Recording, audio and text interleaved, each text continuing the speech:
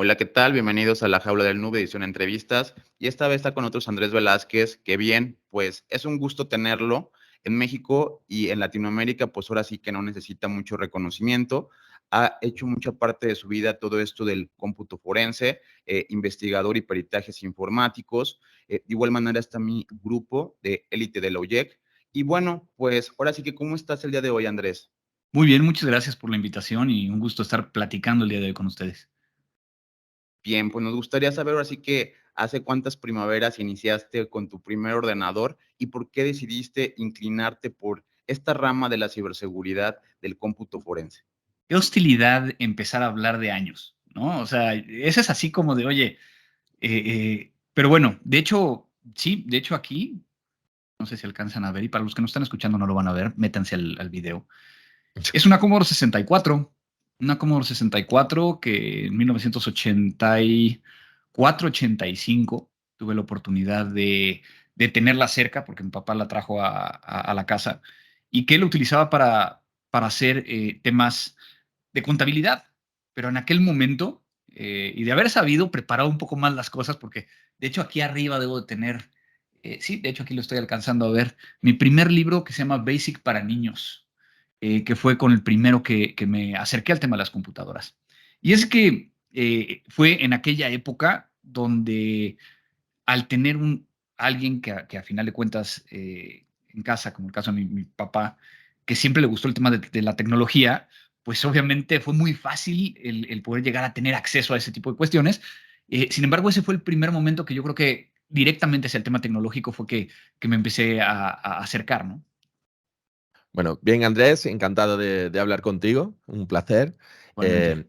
Hay una pregunta que a la gente, o sea, hay un tema que a la gente le suele chocar mucho y que a los alumnos también cuando comienzan a aprender les resulta un poco raro, y es la diferencia entre copiar un disco y clonar un disco bit a bit. ¿Nos lo podría explicar así de forma sencilla para que lo podamos entender? Ok, vamos a tratar de unir, ¿no? Con lo que estábamos platicando. Si bien cuando yo empecé con el tema de las computadoras, yo quería ser músico, ¿no? Y ahorita les voy a explicar por qué estoy sacando este tema. Yo quise ser músico y a final de cuentas estudié música en el Sindicato Único de Trabajadores de la Música aquí en México. Hacía playbacks atrás de cantantes y músicos famosos en aquel momento. Y se me da la oportunidad de empezar a acercarnos al tema de la tecnología. Específicamente en el tema de Information Security Officer, fui el primer oficial de seguridad de la información de una empresa mexicana que era muy grande, que tenía la representación de CompuServe, MCI WorldCom y algunas otras. Y poco tiempo después me acerco al tema de ciberseguridad, que en aquel momento era seguridad de la información, particularmente desde el punto de vista de administrar firewalls, por ejemplo. Firewalls me tocó un Cisco Pix, Checkpoint versión 1, o sea, ni siquiera IDS, IDPs, ¿no? Estamos hablando de aquella época cuando empezaba todo esto. Poco tiempo después tuve la fortuna de trabajar para el Servicio Secreto de Estados Unidos, donde aprendí el tema de cómputo forense. Y cuando aprendo el tema de cómputo forense, empiezo a entender estos temas, precisamente de cómo podemos llegar a mantener una cadena de custodia, ¿no? Y es precisamente esto que me estás preguntando, o sea, ¿cómo mantienes la integridad de la información contenida en un disco? Y yo creo que es parte de este tema. La forma más sencilla de poder llegar a explicarlo es con un teléfono celular. ¿Por qué? Si yo tengo un teléfono celular y ese teléfono celular se lo quito a un presunto responsable de algún delito, ¿no? A un delincuente, un posible delincuente, el problema que yo tengo es de que cómo puedo llegar a mantener la información íntegra, que no haya cambios. Si nos ponemos a pensar realmente, nuestra computadora ahorita, a pesar de que no la estoy tocando, no estoy haciendo nada, físicamente interactuando con ella, sí está viendo cambios.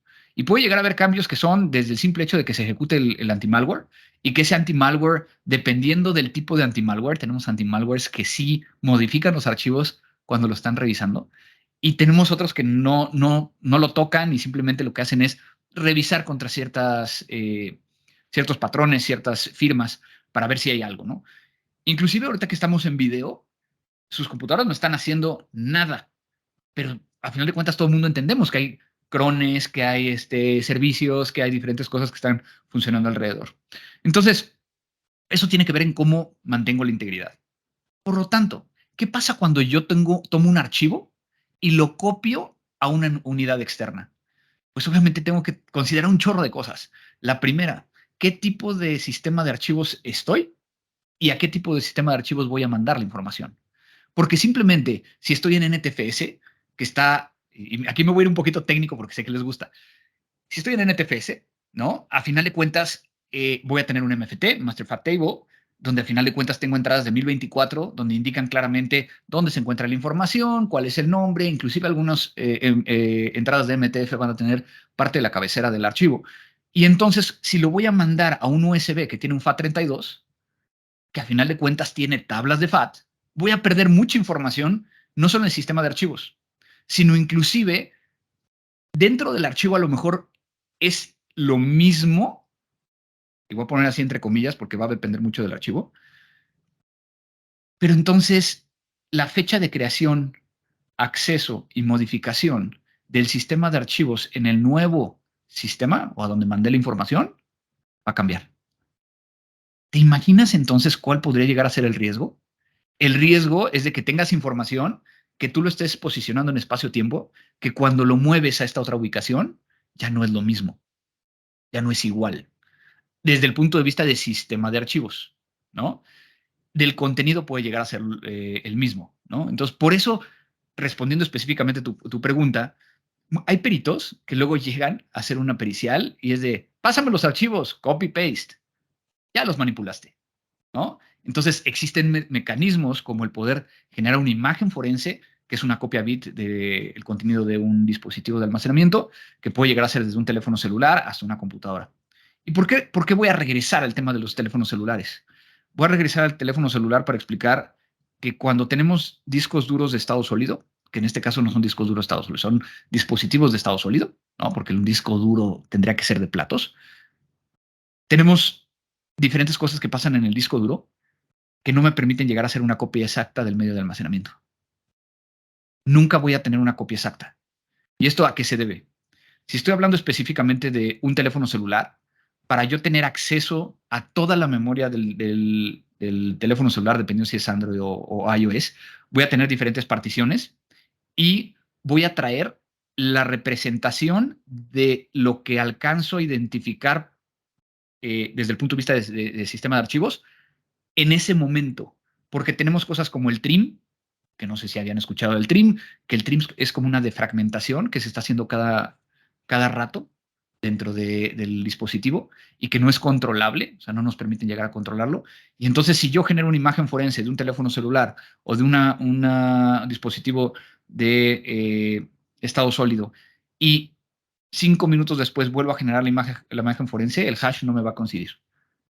Y esto es precisamente por cómo funciona la tecnología. Entonces ahí tenemos mecanismos diferentes para poder llegar a mantener la integridad y confirmar que lo que originalmente tengo como evidencia es lo que estoy presentando, ¿no? Creo que me fui así muy grande shift, pero funcionó. Muy bien, gracias. Oh, perfecto, muchísimas gracias. Y bueno, primeramente saludándote Andrés de mi parte, mi nombre es Alex y para mí un honor poder compartir con todos y cada uno de la parte de aquí de la jaula, especialmente contigo. Y bueno, hemos visto el trabajo. Yo soy de otra parte de Latinoamérica, yo te hablo desde Ecuador, un gusto saludarte. Y bueno, es muy interesante el trabajo que veo que tú haces, especialmente desde el punto de vista de que tú has trabajado ya bastantes años en esta parte, ¿no? Tengo una pregunta. Bueno, vi que habías comenzado tu trabajo en la parte de informática forense más o menos en el año 2006, ¿sí?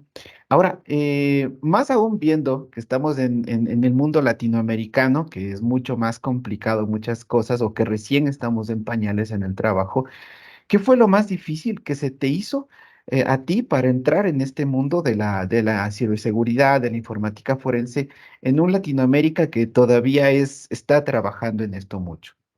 Muchas gracias, Alex, por la pregunta. Y sí, me encanta ir a Ecuador. Cada vez que voy por allá me la paso bastante bien. Un Mira, gusto, es cuando vengas por acá te espero. con mucho gusto, sí. Mira, es una pregunta muy interesante porque si bien a final de cuentas mi empresa empezó en 2006, yo empecé alrededor de 2000, 2001 en temas de ciberseguridad. Es en 2003 cuando entro al tema de informática forense, de cómputo forense, de investigaciones digitales, por lo que estuve haciendo con el servicio secreto. Y a mí me ofrecieron trabajar directamente para el servicio secreto. El tema es de que yo decidí que no. Ya había tenido una experiencia de haber trabajado en una empresa que tenía oficinas en Estados Unidos y que la verdad no era la forma que yo quería llegar a estar viviendo mi vida diaria, ¿no? O sea, no me lo imaginaba yo en Estados Unidos en ese momento, ¿no?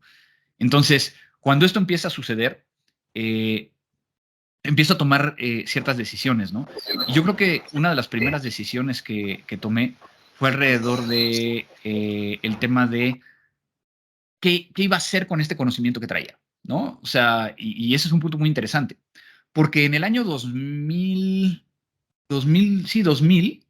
yo trabajaba para una empresa, esta empresa norteamericana, que ya hacía en el año 2000 servicios administrados de ciberseguridad. Administrábamos firewalls y IDS de empresas en toda América Latina.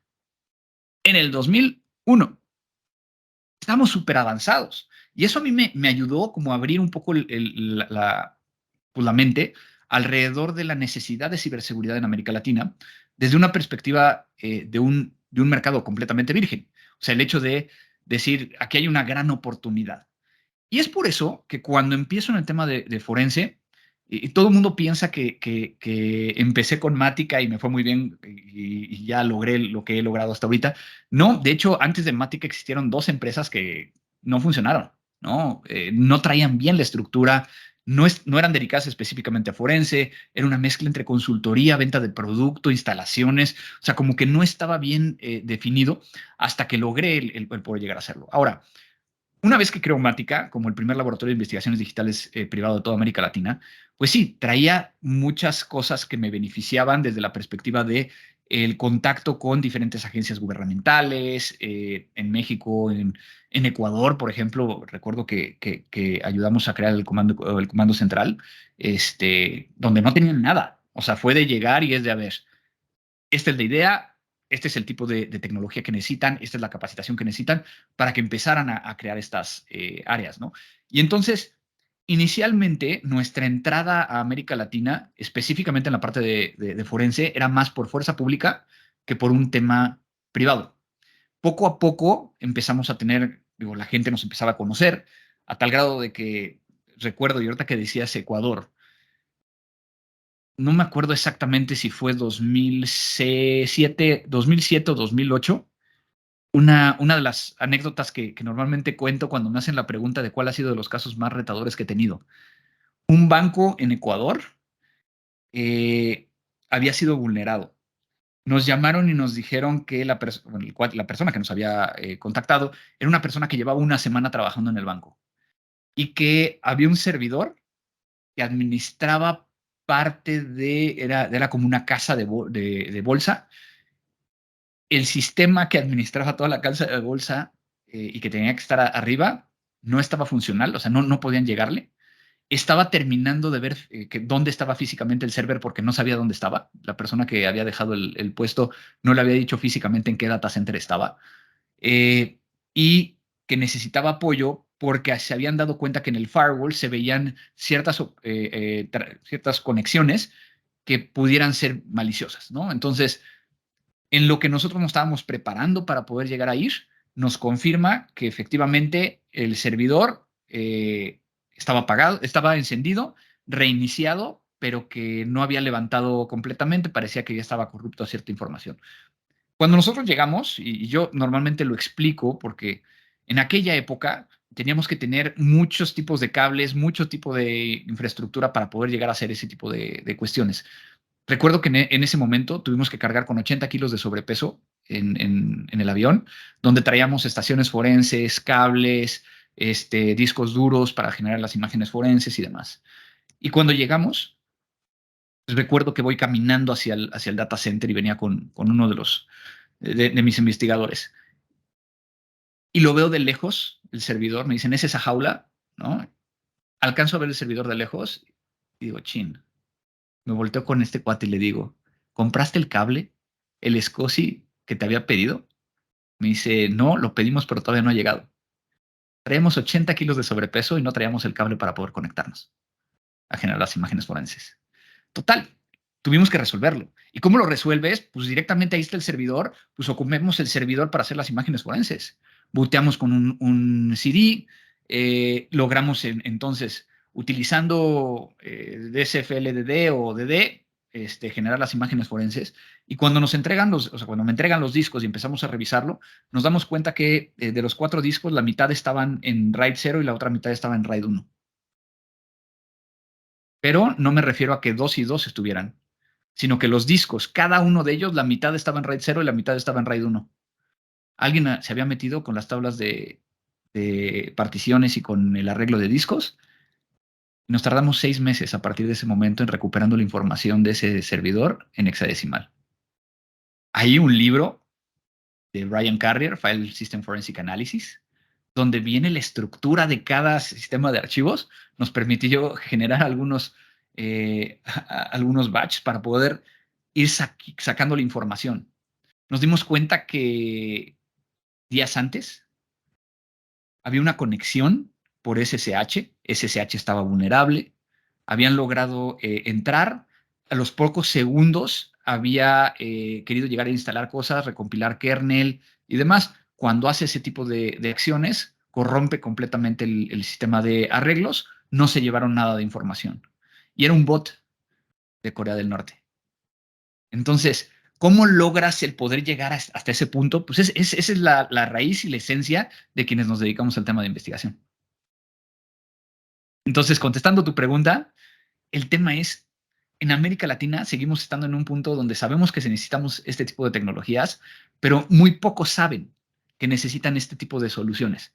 Y cada vez estamos viendo cómo esto sigue incrementándose, no solo desde el punto de vista de ciberseguridad, sino de investigaciones digitales de algunas otras áreas, ¿no? Ok, pues mi pregunta va a lo siguiente. Luego, a veces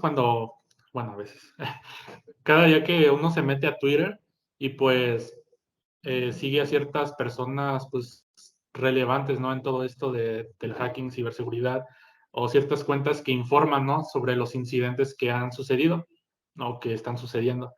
Y pues aquí en México ya se nos ha hecho ya casi costumbre ver que han subido cierto leak, que han vulnerado tal institución, etcétera.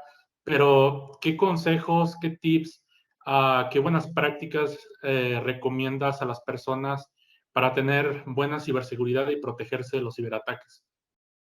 Es una excelente pregunta, Debu, porque yo en algún momento era de esos, de los que veía en la Deep Web o veía en algún foro, y sabemos cuáles foros, y copiabas la información y querías llegar a ser un tema mediático alrededor de ello, ¿no? Pero traté de reflexionar en de qué sirve el hacerlo, ¿no? O sea, sabemos que a la gente le vale madre, ¿no? O sea, la gente común dice, pues sí, ¿no? O sea, tenemos ese gran problema en cuestión de cuál puede llegar a ser la respuesta, el impacto que esto puede llegar a tener. Segundo, ¿qué gana uno haciéndolo? Pues simplemente el que lo empiecen a seguir desde una perspectiva de, pues sí, sabe dónde ir a buscar, ¿no? Porque tampoco es la persona que lo está haciendo. Entonces, y aquí también, y lo abriría, para que platiquemos entre nosotros, ¿qué es lo que deberíamos de hacer este tipo de cuestiones? Porque yo creo que cuando estamos lanzando este tipo de mensajes, ¿no? El de, acaban de vulnerar a la empresa tal. A quien le está afectando es a la reputación de la empresa. Al gremio no le está diciendo absolutamente nada, ¿no? O sea, estaría más padre que dijeran, oye, vulneraron esta empresa, la vulneraron así, todo el mundo cuídese para que no le pase esto mismo. Ahí es donde creo que tiene valor. Y luego vemos que los medios lo toman desde el punto de vista amarillista. De igual manera, ¿no? O sea, miren, vulneraron a no deberían de estar haciendo esto. Entonces, a mí todavía me queda mucha duda y aquí, esto es algo que es un poquito como una primicia. Como algunos de ustedes conocerán a Bob Diachenko, este investigador ucraniano que hace divulgaciones de información, que lo que hace es, específicamente lo hace de una forma diferente, donde se pone a buscar encuentra estas bases de datos, estos sistemas que no tienen contraseña, primero logra darlo de baja, avisa a la organización y posterior a eso, dependiendo de cómo se hayan dado las acciones, divulga la información para que la gente se empiece a proteger. Esta última parte es la que creo que todavía tenemos que empezar a debatir sobre qué es lo que realmente deberíamos estar haciendo como especialistas en ciberseguridad. A lo mejor es el tema de darle la vuelta, que a final de cuentas, ¿por qué no? Eso es ir a tratar de impulsar una consecuencia para las empresas que no están cuidando los datos, ¿no? Pero que a final de cuentas, hoy en día, al no tener tampoco una legislación, al no tener una forma sencilla de reportar, hoy en día, y ustedes bien lo saben, y muchos de los que nos van a estar escuchando y viendo lo saben, hoy en día tú reportas una vulnerabilidad y lo primero que recibes es una amenaza. Entonces, ¿dónde tenemos que ponernos y cómo tenemos que lograr que las organizaciones entiendan en qué momento es un tema de un reporte para lograr la protección entre todos y en qué momento es un tema realmente de una amenaza, ¿no? Real hacia la organización? Entonces, yo esto lo cerraría desde una perspectiva de que si algo yo aprendí de la pandemia fue el término de inmunidad de rebaño. Si cada quien se está protegiendo, si cada quien está haciendo su parte, logramos que toda la sociedad esté jalando hacia el mismo lado.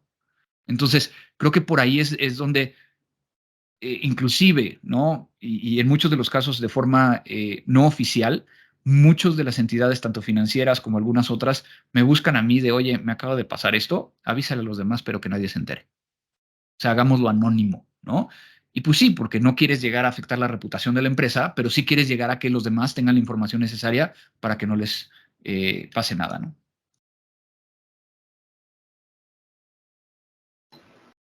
Ahora sí, querido. Mira, me gustó mucho esa parte de que sí, el tema va básicamente una cadena de unión. Y es correcto, ¿sabes? Que lo que más cuesta es al momento de aportar o colaborar, a veces hacerlo a la medida sin esperar. Pero realmente hacemos algo sin esperar algo a cambio. Es un poco difícil, ¿no? Yo creo. Pero yo creo que es cuestión de que a veces estamos contaminados con el día a día, tanta información que vemos y demás, y queremos ser los primeros en sacar algo y lo otro, pero nos damos cuenta que solo nunca lo vamos a hacer. Yo creo que es una cobardía innata del ser humano, ¿no? Pero quisiera, mira, abordarte, quiero unificar un par de ideas en una sola pregunta, ya vos te vas a dar cuenta. Mira, entiendo que parte en el cómputo forense, más allá de lo que es de la parte técnica, son skills, no son habilidades que uno tiene. Pero yo te pregunto, o sea, ¿vos crees que es necesario, son innatas, uno los adquiere, o de pronto algo te inspira, como por ejemplo, no sé, usando una analogía de informática forense con la forencia policial, con la investigación policial, con la medicina forense, qué sé yo? Para vos personalmente, ¿cómo fue que te diste cuenta? Ah, carajo, esto es lo mío, y al mismo tiempo quiero que actualmente me diga cuál crees que es el skills que te dicen, puta que soy un cabrón y soy bueno en lo que hago. Mira, es una pregunta complicada y lo voy a centrar específicamente ahorita en la parte de forense y ahorita lo abrimos un poco. Vale. Yo creo que todo el mundo en algún momento de su vida quiso ser Sherlock Holmes. De chiquitos todos queríamos ser investigadores, en cualquier momento. El tema es de que no todo el mundo puede llegar a ser un investigador.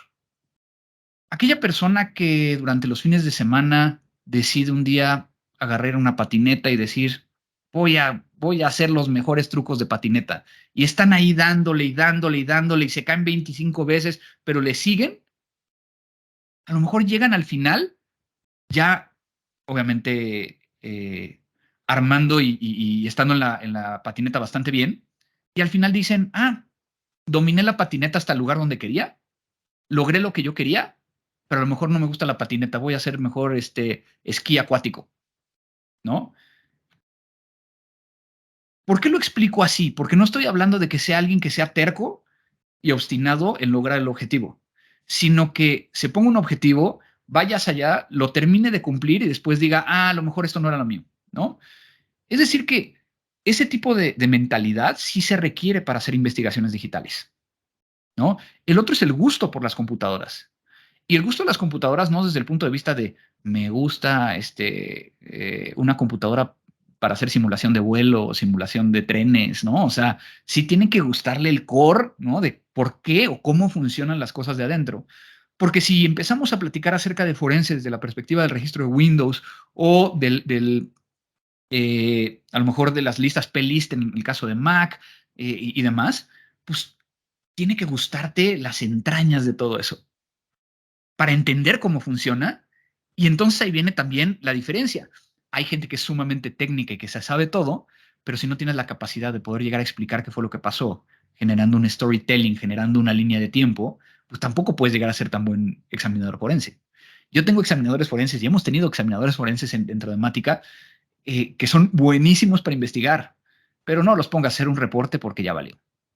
Entonces, aquí viene también esa dualidad. En muchos de los países, como el caso de México, Colombia, entiendo que Ecuador, estamos ya en un sistema penal acusatorio, donde un especialista tiene que ir a dar su declaración de viva voz. Entonces, imagínate que yo llegara y es que hicimos una imagen forense que es una copia vis-a-vis del contenido del disco y al hacer la investigación encontré que en el MFT había una entrada de 1024 bytes donde podemos llegar a ver el archivo. O sea, no vende, güey, ¿no? O sea, el examinador forense tiene que tener la capacidad no solo de entender lo que hizo, sino poder llegar a explicarlo de una forma en que haga sentido para todos, ¿no? Entonces, ahora, ¿cómo fue que yo me di cuenta? Yo tuve, como muchos de nosotros, y yo creo que a ustedes les pasó lo mismo, en mi último año de la preparatoria, antes de entrar a la universidad, donde te hacen el estudio de aptitudes, a mí me salió que yo podía ser bueno para todo. Y eso a mí me estresó más que ayudarme. O sea, yo sabía que no quería ser médico. Yo sabía que me encantan las artes y que el tema de la computación estaba ahí. Yo decidí estudiar sistemas, en este caso cibernética, porque yo pensaba hacer música por computadoras. Pero entonces viene todo este tema del Internet, me empiezo a conectar a Internet, empiezo a escuchar de los hackers, crackers, freakers y todo esto, y me empieza a apasionar. Cuando veo la oportunidad de entrar al tema de ciberseguridad, fui yo el que dije al director, yo quiero hacer eso de administrar firewalls y hacer políticas y demás, como veía que era algo nuevo, que había una oportunidad. Y cuando tengo la oportunidad de empezar en el tema de forense, mi primer tutor, el agente Ed Lugo, de los Estados Unidos, del Servicio Secreto de Estados Unidos. Me regaló este libro. Un libro que hablo muchísimo. El huevo del cuco, mal traducido al español, de Cuckoo's Egg, de Cliff Stoll. Y este libro fue el que a mí me cambió y me hizo decidir que quería llegar a ser un examinador forense. Como un astrónomo de los años 80 había logrado el poder llegar a hacer una investigación y seguir hasta donde estaba el atacante en otro país. Y eso me llevó hasta conocer a Cliff y que hoy en día es un gran amigo y que hablo con él de vez en cuando pues, para tener también ideas frescas, ¿no? De alguien que a final de cuentas pues, a mí me cambió la vida, ¿no? Entonces fue por eso que yo decidí inicialmente dedicarme al tema de forense, la parte reactiva, ¿no? Que ha ido evolucionando, porque ahora no nada más estamos siendo forenses, sino estamos siendo respuesta a incidentes, manejo de crisis, o sea, toda la parte reactiva. E inclusive, ahorita una de las cosas, y lo platicaba ahorita fuera del aire, el tema de cómo le explicas a un consejero de una de las empresas más grandes de América Latina, cómo el tema de ciberseguridad ya no es un tema operativo, sino es un tema estratégico. Y ahorita estoy en 6 comités de ciberseguridad de diferentes entidades financieras y manufactura, y entonces ya es el tema de, a ver, cómo agarramos todo lo que conocemos y lo levantamos o lo llevamos hacia el negocio, no hacia un tema técnico, ¿no? Bien, Andrés, a mí me gustaría preguntarte algo acerca de algo que ha impactado a pues todo el mundo, que es el ransomware, pero seguido un poquito de la persecución y las leyes, porque creo que a veces si no tenemos una ley como tal, por lo menos en Latinoamérica, pues seguimos teniendo como que esto de lado. En primera, ¿por qué pues las personas son muy atacadas y piensan que el cómputo forense los va a salvar, ¿no? Eso se me hace a mí como muy chistoso, o es como estudiar cómputo forense, pero después de que ya me cayó el ataque, suena como algo muy cómodo, pero obviamente no es el camino a seguir. Y la otra es la persecución fuera de Estados Unidos. Sé que ahí se está haciendo un esfuerzo inmejorable para que el FBI incluso ponga a estos grupos de ransomware dentro de la lista de los most wanted y que se haga como un esfuerzo para capturarlos, pero en Latinoamérica, ¿qué se está haciendo? ¿Cómo se podría o qué mensaje le podrías dar a esas instituciones federales o gubernamentales para que refuercen su persecución? ¿Qué les faltaría? Es una excelente pregunta que puedo llegar a aventarme 2 horas platicando, ¿no? Creo que el primer problema que tenemos es pensar que el tema de legislar, es decir, el poder llegar a implementar una ley que te permita llegar a investigar y perseguir y condenar a aquellos que hacen actividades que según la ley, ¿no? Que son conductas atípicas, antijurídicas, o sea, la parte del derecho, de la clase de derecho que nunca pusimos atención, ¿no? Esa parte. Y el tema es de que las leyes deberían de ser una herramienta más, no la solución. ¿Por qué? Porque a final de cuentas, hoy en día estamos hablando que muchos países de América Latina están tratando de buscar el que haya una ley de ciberseguridad. A ver, tenemos que empezar a hablar particularmente de los diferentes términos. Si yo estoy hablando de ciberseguridad, es un tema preventivo. Por lo tanto, si hay una ley de ciberseguridad, tendría que ser más que una ley, una iniciativa que permita que todas las organizaciones entiendan que tienen que hacer cosas preventivas antes de que les suceda. Entonces, estamos hablando muy similar a lo que tiene Estados Unidos con niveles de madurez en temas de ciberseguridad, principalmente para las entidades financieras que deberían ser las primeras que tuvieran que cumplir. Y después para ciertos gremios que pudieran acercarse a estas metodologías para identificar su nivel de madurez y mejorar el tema de ciberseguridad. Es muy diferente a generar una ley de delitos informáticos. Que entonces ciberseguridad es la parte preventiva, delitos informáticos es la parte de persecución. Y entonces para poder llegar a generar esta de delitos informáticos, que algunos países sí la tienen, por ejemplo, en 1999 Chile fue el primer país que tuvo un código de delitos informáticos y que le facultaba a la Policía de Investigaciones, a la PDI, a realizar investigaciones que estuvieran dentro del marco penal, ¿no? O sea, al final de cuentas estamos hablando de que si es un delito tiene que ser penal. Oye, es que civil, mercantil, de lo familiar, es diferente, ¿no? O sea, las periciales informáticas se pueden llegar a utilizar en un proceso familiar, pero no es un delito, ¿no? Estamos hablando de que es una pericial para probar un hecho. Y luego tendríamos que tener un tercero, que sería la parte de seguridad nacional. Entonces, no podemos llegar a meterlo todo en el mismo. Tendríamos que separarlo para que entonces nos prevemos, nos protegemos, ¿no? O sea, el tema de perseguir y condenar. Y luego el tercero tendría que ser cómo nos protegemos como Estado, cada uno de los estados. Y aquí es donde viene la parte más difícil. Porque cada país considera el tema de ciberseguridad, el tema de investigaciones, el tema de delitos informáticos de una forma diferente. En China, vulnerar un servidor era pena de muerte. Bueno, es pena de muerte más bien. En Finlandia, si alguien vulnera un servidor, a quien meten preso al administrador de red por negligencia, porque lo contrataron para proteger el servidor. Y en Centroamérica, hasta hace algunos años, ya estamos avanzando, si tú agarrabas un mouse y le pegabas a alguien en la cabeza y se moría, era un homicidio cibernético, porque la computadora era utilizada como medio comisario del delito. Entonces, cuando lo empiezas a ver desde esas perspectivas, pues obviamente tenemos que generar un ente regulador a nivel internacional, porque tenemos una particularidad. Para todos nosotros, las evidencias digitales están al alcance de un clic. Para los abogados, están en diferentes jurisdicciones. Entonces, yo no puedo llegar a meterme en otro país para sacar evidencia.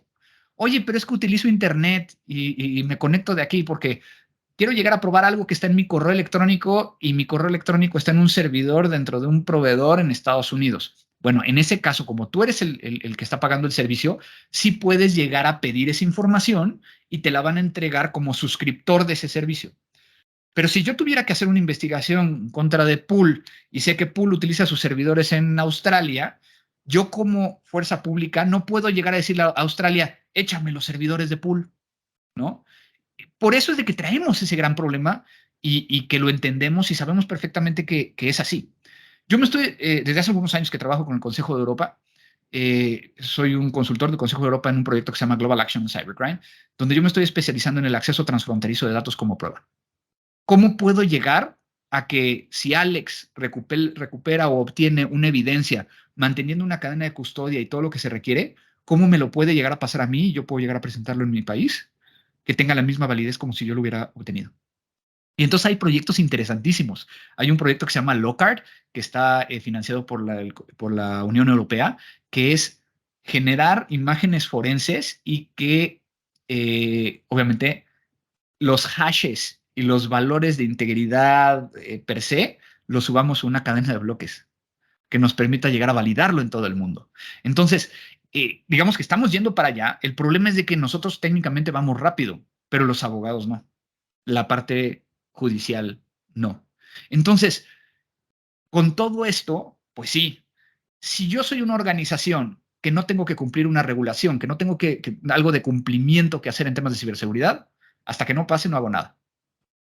En el momento en que me pasó, normalmente la primera reacción es invierto en ciberseguridad, invierto en cosas, pero muchas veces no entiendo en qué estoy invirtiendo. Estoy invirtiendo en lo que en ese momento alguien me dijo que tenía que hacer, pero no estoy involucrándolo dentro de mi estrategia del negocio o un diferenciador del negocio. Y finalmente está la parte de que muchas organizaciones simplemente ni siquiera denuncian. ¿Por qué? Y voy a hablar específicamente del caso de México. En México, lo que hay en el Código Penal Federal, en el artículo 211 del bis 1 al bis 7, a quien copia, destruye, modifica información conteniendo un sistema de información protegido por un sistema de seguridad, se le impondrán de 6 meses a 2 años, de 6 meses a 2 años de prisión y de 100 a 150 días de multa. Entonces, el problema que tenemos es, tienes que cumplir con toda esa tipificación.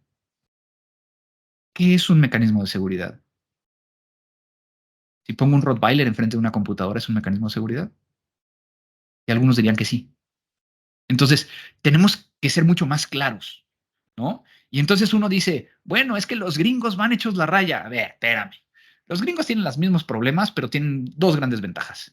Uno, su sistema legal está basado en precedencia. Es un sistema inglés. Si no se acuerdan de esas clases de derecho, es si no hay una ley que diga exactamente qué hay que hacer, el juez junto con el jurado deliberan y dicen, oye, pues esto sí es malo, ¿no? Y es bien interesante por cómo se maneja, porque cuando hablamos del Código Penal, estamos hablando de todas aquellas conductas que afectan a toda la sociedad.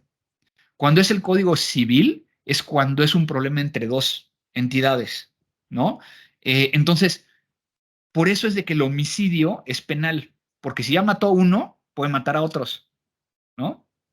Por eso el tema de una vulneración de un sistema de seguridad, un sistema de información, perdón, protegido con un mecanismo de seguridad, por eso es penal, porque podría estar afectando a otros, ¿no? Entonces, desde esa perspectiva, creo que tenemos que entender que hay mucho que hacer, hay mucho que entender, pero hay veces de que el tema de decir, si lanzo una legislación, si lanzo un código en delitos informáticos, ya solucioné el tema, es falso. Hay muchas otras cosas que hay que hacer. Andrés, yo soy una persona muy curiosa y por si no se nota, muy friki. Y yo tenía una pregunta que me encantaría hacerte, que es, ¿qué herramienta de tipo hardware y de tipo software es imprescindible dentro de tu maletín, o sea, dentro de tu equipo de trabajo? No es una, son muchísimas, ¿no? O sea, y de hecho, nosotros siempre que alguien nos habla para hacer un forense, siempre le hacemos la misma pregunta. Oye, para que sea más fácil para nosotros, ¿nos puedes llegar a decir a qué nos vamos a enfrentar? O sea, qué tipo de servidor, computadora, cuántos discos tiene, qué interfaces tienen los discos, si es un teléfono celular, si el teléfono celular está bloqueado, si está desbloqueado, qué tamaño tiene de disco duro, o sea, todo esto, ¿no? Pero, por ejemplo, ahí nosotros tenemos kits armados, ¿no? O sea, la parte de móviles, pues obviamente tenemos, por lo menos necesitamos llevar 2 herramientas, ¿no? Entonces, con una podemos llegar a hacer, o con las dos podemos llegar a hacer adquisiciones, dependiendo del sistema de archivo. No es de que uno funcione para uno y otro funcione para otro, sino podemos llegar a hacer imágenes forenses con las 2 herramientas. Y luego traemos, obviamente, discos duros para almacenar. Algunos de los discos duros pueden llegar a tener, inclusive, código, ¿no? Entonces, para que si estamos transportando, ¿no? Y ahí hay ciertos temas que también son interesantes que ahorita platicaré en el tema del transporte, ¿no? Y por el otro lado, por ejemplo, cuando estamos yendo a hacer imágenes forenses, no es nada más llevarnos un duplicador, un protector contra escritura, sino también llevarnos discos para poder llegar a bootear, porque si no podemos llegar a quitar los discos duros, si no podemos llegar no traemos esa interfaz por alguna razón, se nos empieza a complicar. Entonces, hay herramientas específicas para Mac, herramientas específicas para PC. En el caso de los teléfonos, ha cambiado muchísimo porque originalmente teníamos una maletín que a lo mejor tenía cerca de 100 cables diferentes. Hoy en día ya nada más llevamos micro, USB-C, Lightning, ¿no? O sea, ya no hay tantas opciones de cables. Se ha mejorado. Y en el caso de los discos duros también. Obviamente, SCSI cada vez vemos menos. Vemos IDE, SATA, SAS, y bueno, todos los nuevos que ya son tabletas, que son los M2 y diferentes versiones, que obviamente en algunos de los casos sí los podemos llegar a quitar y poner dentro de los adaptadores y en otros casos no. Ahora, de este tema de los traslados, es un tema importantísimo, ¿no? Tenemos protocolos que inclusive cuando viajamos en avión, los discos duros donde vienen las imágenes forenses no pueden llegar a estar fuera de nuestra vista. Entonces, por ejemplo, los examinadores no pueden viajar en salida de emergencia. Porque donde traemos los discos, que normalmente es un maletín con combinación, lo tenemos que poner abajo, donde siempre lo estemos viendo. Precisamente para mantener cadenas de custodia y evitar que algo malo pueda llegar a suceder. Eso no exime que nos haya pasado cosas raras, ¿no? Y que hemos perdido evidencia y demás. Eso no me pasó a mí, le pasó a algunos alumnos de una fuerza pública que estaba en la selva, que generamos las imágenes forenses, venían con el maletín, y el maletín, para no dejarlo en el piso, que estaba como húmedo por ser selvático, se les ocurrió ponerlo en el cofre, en el capó de una como jipeta grandotota. Y pues, si ustedes no saben, el motor de esos camiones, de esas cosas, hacen un electroimán y nos borró todo. Entonces, hasta ese tipo de cuestiones son de las cosas que el examinador forense tiene que estar pensando hacia adelante, de cómo va a tener que estar resguardando la información y que no vaya a haber una afectación al respecto. Correcto, qué interesante. Yo creo que todos tenemos ese tipo de experiencias, ¿no? Tenemos ese tipo de cosas que nos han pasado dentro del ámbito profesional y que quedan como anécdotas, a veces que uno se sienta a conversar y a veces hasta uno se ríe con determinadas cosas. Es muy interesante lo que nos compartes, Andrés. Yo te tenía una pregunta un poco más relacionada con todos los NOBs, las personas nuevas que están tratando de ingresar a este mundo de la ciberseguridad. Bueno, creo que todos hemos pasado, primeramente cuando entramos a este mundo de ciberseguridad, de la forencia, de toda esta parte, primero que tenemos que ser bastante autodidactas, ¿no? O sea, buscar libros, buscar información, buscar fuentes, y a veces esta información resulta ser muy abrumadora. A veces tienes tanta información que no sabes ni por dónde empezar, o sea, no sabes qué hacer.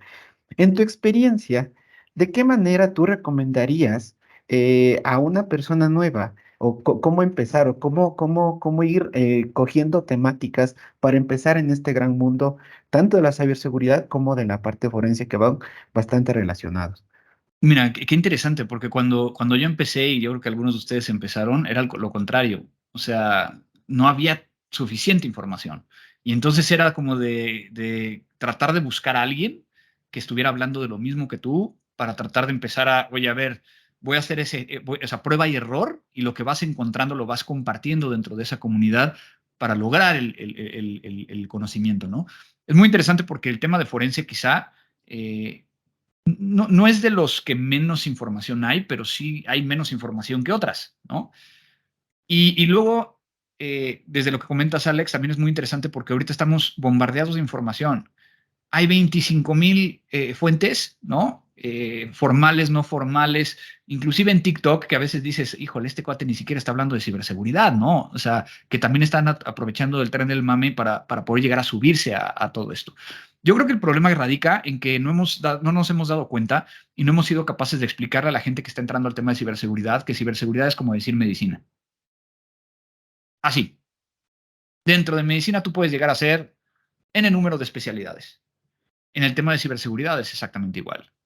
Y en ese sentido yo les recomendaría que abran ahorita Google y buscan el Mind Map de ciberseguridad, creo que la última versión es la 2.2, donde están todas las diferentes áreas de especialización a las cuales te puedes llegar a dedicar. Y eso es una realidad, tampoco puedes llegar a ser un especialista en todo. Empieza a ver dentro de las áreas que aparecen al primer nivel del mapa mental, qué es lo que a ti te gusta. ¿Te gusta documentar? ¿Te gusta cosas más técnicas? ¿Te gusta más un tema de control? ¿Te gusta más un tema de cumplimiento? Entonces, ahí es el tema de para dónde tienes que ir. Lamentablemente, siempre estamos viendo que la mayor parte de las personas que salen de estudiar una carrera técnica, o sea, técnica o ingeniería, licenciatura en sistemas, estamos hablando en sistemas per se, somos muy adeptos a irnos primero al tema de hacking ético, pen testing, ¿no? O sea, así es el lado. Y está bien, porque te permite llegar a encontrar o ver un área de ciberseguridad, que es precisamente el hecho de estar probando la ciberseguridad. Hay gente que la verdad no se ha acercado y normalmente trata de ir a un tema más de políticas, ¿no? Más complicado. Yo creo que la mejor recomendación que yo siempre he dado es, sí, tienes que aprender por ti mismo, es la mejor forma, pero deja de estar viendo tantos videos. ¿Y por qué estoy diciendo esto? Porque nos hemos hecho a que ciberseguridad, hablando de los videos, es, mira, dale clic aquí y dale clic acá y dile clic acá y esto es lo que va a suceder. Yo no he visto a alguien, bueno, sí hay, pero es difícil encontrarlo, que realmente te esté diciendo cuando estás ejecutando un Metasploit qué es lo que hay detrás. Entonces, eso es lo que tendría valor, el poder llegar a explicarlo. Yo particularmente, y mis alumnos normalmente de la parte de forense, porque sigo dando clases de forense a nivel maestría, me odian, porque yo me voy a hexadecimal del registro de Windows para convertir dentro del SAM, dentro del usuario, en el valor V, la última fecha de loguea del usuario, ¿no? Entonces, lo tienen que hacer. Y después me dicen, pero es que yo ya sé que hay una herramienta que automáticamente me parsea todo y me lo va a mostrar.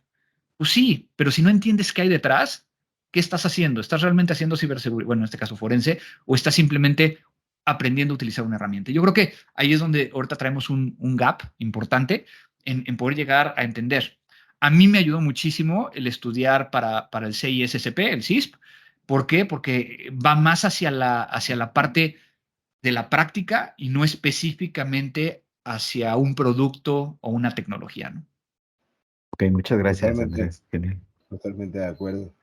Bueno, querido André, la verdad que ha sido súper nutrido esto y yo sé que va a quedar con sabor a poco, en realidad nosotros y el público, porque tanta información que puede compartir con nosotros semejante crack, ¿no? Pero mira, dos cosas interesantes. Quisiera una pregunta un poquito más personal. Crimen Digital, tu podcast que le han dado, o sea, yo sé que han hecho una pausa de pronto, no tengo idea, pero de mucho aporte. Seguramente habrán las razones. Si nos podrías decir si te sentís cómodo, de pronto una pausita para que uno quede como que, y se viene algo brutal, o That You Story. Y por otro lado, ¿sabes qué quisiera saber?